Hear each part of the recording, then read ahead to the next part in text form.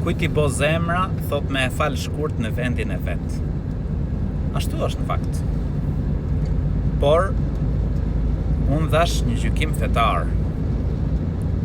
Nëse njeriu në vendin e vet ka shtëpi, e fal namazin të plot. Pra pa shkurtu dhe pa bashku. Ama nëse njeriu nuk ka më shtëpi në vendin e tij, pra edhe vjen thjesht si vizitor, atëherë ai është udhëtar.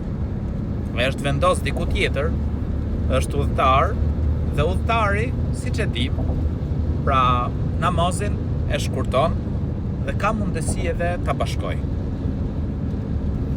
Pra ky është gjykim fetar, është lehtësim për udhëtarin se Allahu i lartësuar e ka lehtësuar fenë. Është e lehtë feja. Edhe shkurtimi i namazit për udhëtarin është lehtësim. Allahu i rujt.